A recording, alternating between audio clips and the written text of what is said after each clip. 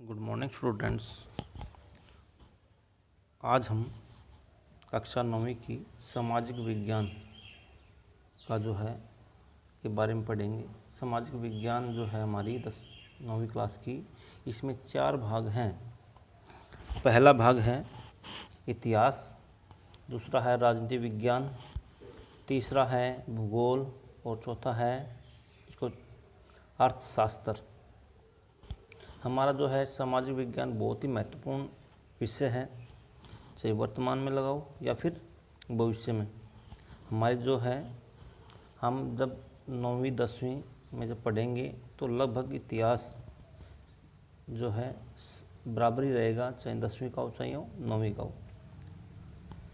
राजनीति विज्ञान को अगर आप अभी समझ लोगे तो आने वाले समय में आप कोई भी समस्या नहीं रहेगी। और भूगोल जो है भारत का भूगोल इसमें, और भारत के बारे में जानने के लिए हमें बहुत अच्छा तैयारी करनी पड़ेगी। और 4 नंबर जो है वो है अर्थशास्त्र, जो कि हमारी इकोनॉमिक्स है। तो आज जो हम पढ़ेंगे, आज हम पढ़ेंगे भूगोल का पहला लेसन, जिसका नाम है भारत, उसका आकार और उसकी स्थिति, यानी कि भारत की पोजीशन और उसका एरिया।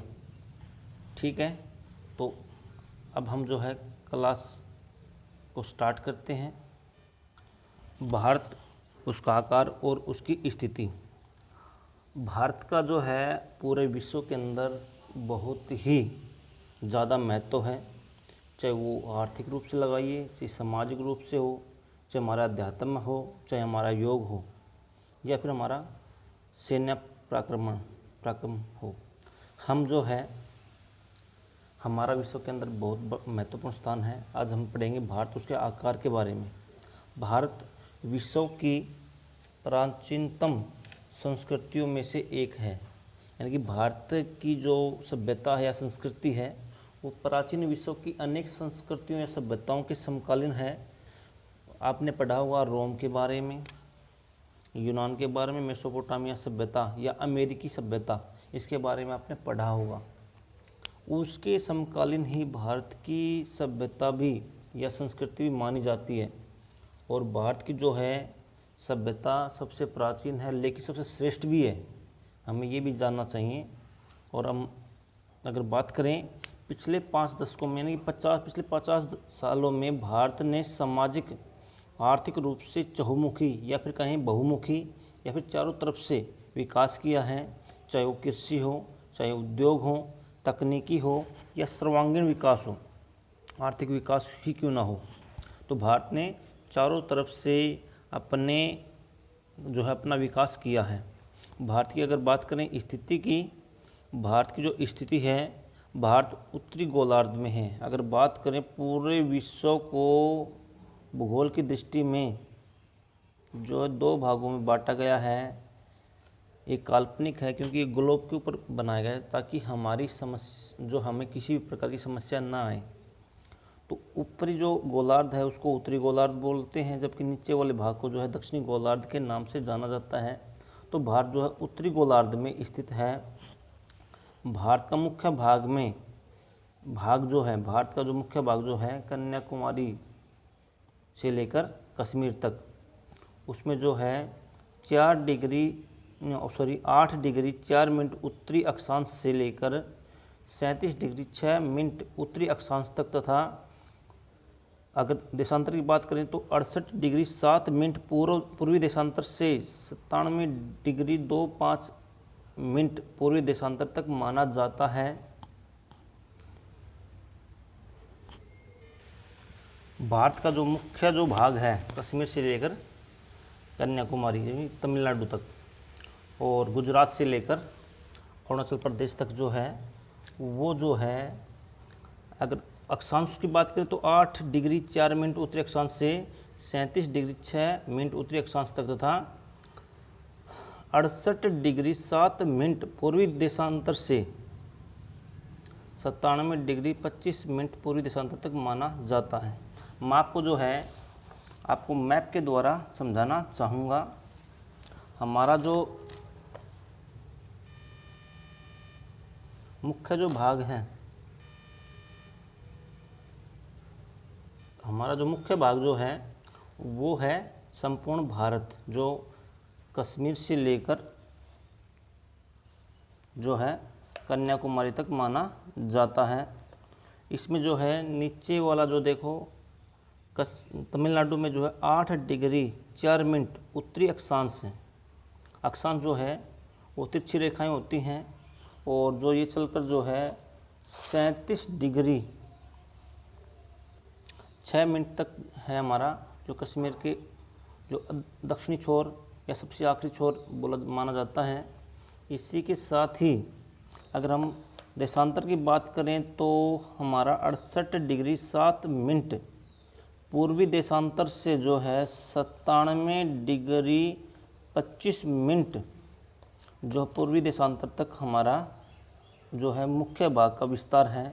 अगर बात करें तो संपूर्ण भारत का उत्तरी अक्षांश की, तो जो है हमारा जो उत्तरी अक्षांश जो है 6 डिग्री 45 मिनट जो है अंडमान निकोबार का जो है दक्षिणतम हिस्सा, जिसको हम इंदिरा पॉइंट के नाम से जानते हैं, वहाँ से, और 37 डिग्री और 6 मिनट जो है उत्तरी अक्षांश तक हमारा विस्तार है संपूर्ण भारत का। लेकिन हमें मुख्य भाग के बारे में अभी पढ़ेंगे। साथ ही हम बता दें कर्क रेखा 23.5 डिग्री 30 मिनट उत्तर में भारत को 2 समान भागों में बांटती है। यानी कि ये हमारा जो है कर्क रेखा हमारे देश के बीचों बीच गुजरती है। समस्त भूभाग का उत्तरी अक्षांश 6 डिग्री 45 मिनट जो इंदिरा पॉइंट है अंडमान और निकोबार द्वीप समूह का दक्षिणी हिस्सा है, जिससे जो है भारत का संपूर्ण जो विस्तार माना जाता है। मैं एक बार फिर आपको जो है मैप के द्वारा समझा देना चाहता हूँ।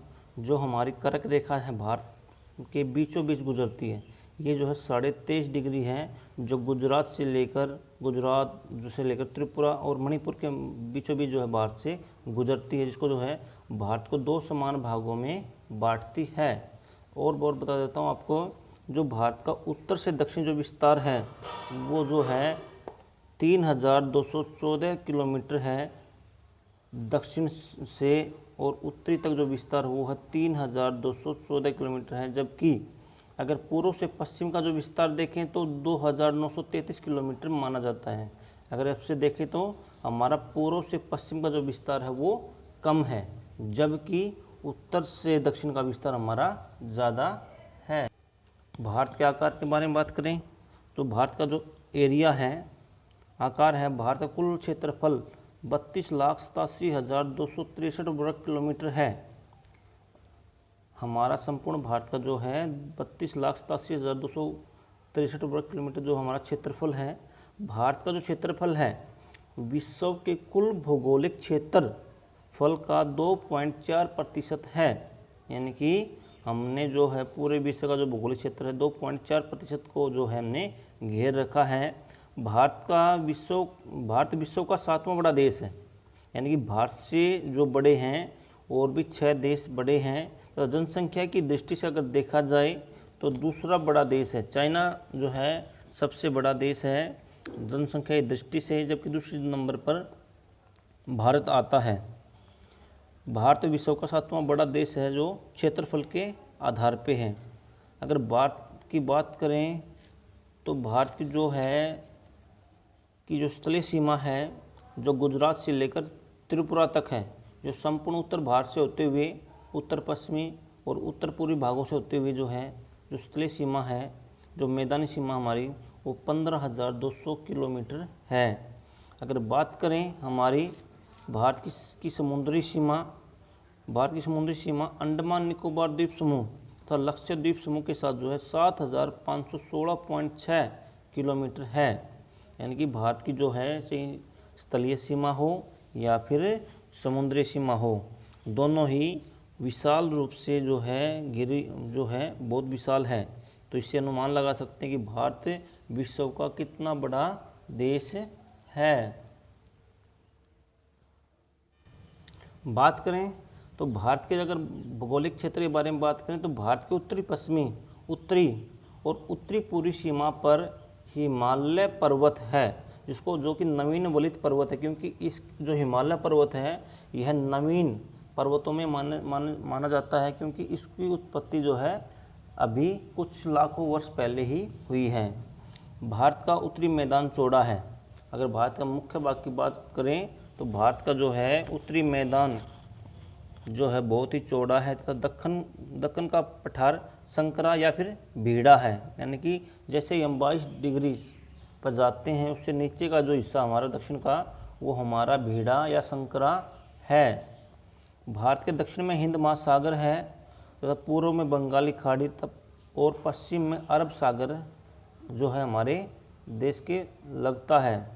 भारत के दक्षिण में हिंद महासागर, आपको पता भी होगा हमारे देश का जो नाम है या फिर इस महासागर का नाम है भारत के नाम से पड़ा है। पूर्व में बंगाली खाड़ी और पश्चिम में अरब सागर है। बंगाली खाड़ी में अंडमान और निकोबार द्वीप समूह तथा अरब सागर में लक्षद्वीप स्थित है। हमारे मुख्य भाग के अलावा अन्य जो है द्वीप समूह भी हैं, जो कि बंगाली खाड़ी में अंडमान निकोबार द्वीप समूह और अरब सागर में जो है लक्षद्वीप है। भारत में अक्षांशीय तथा देशांतरीय रेखाओं का विस्तार लगभग 30 डिग्री है, चाहे वो अक्षांश रेखाएं हों या फिर देशांतर रेखाएं हों, उनका जो विस्तार है भारत में वो 30 डिग्री तक है।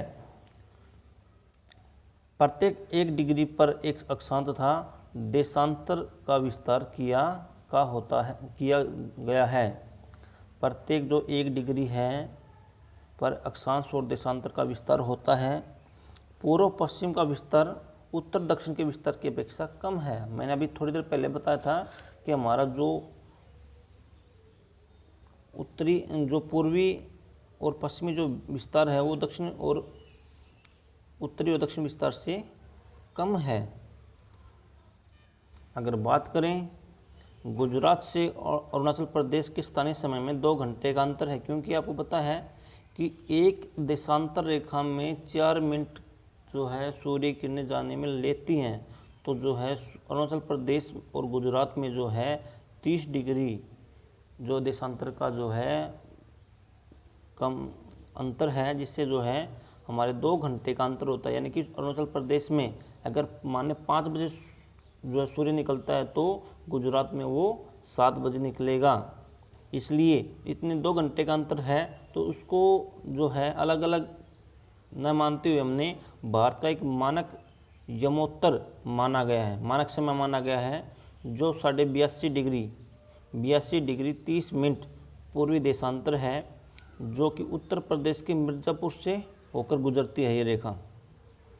और इसको जो है भारत का मानक समय या भारत का मूल समय माना गया है। अक्षांश का प्रभाव दिन रात पर भी पड़ता है।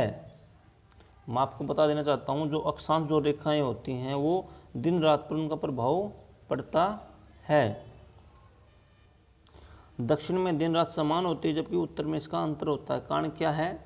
दक्षिण जो भारत है हमारा वो भूमध्य रेखा के पास है और जहाँ पर जो है दिन और रात समान रहती हैं, जबकि उत्तर में जो है वो 37 डिग्री 6 मिनट इसका विस्तार होता है, जिससे जो है हमारी जो है सूर्य किरण तिरछी होती है, जिसमें जो है दिन और रात में अंतर आ जाता है। तो आज के लिए इतना ही। हम जो है अगले भाग में इसके बारे में पढ़ेंगे। तब तक जो है इसको ध्यान से पढ़िए, ये आपके लिए महत्वपूर्ण है। और इसको जो है वीडियो को लाइक, शेयर और सब्सक्राइबर ज़रूर करें। धन्यवाद।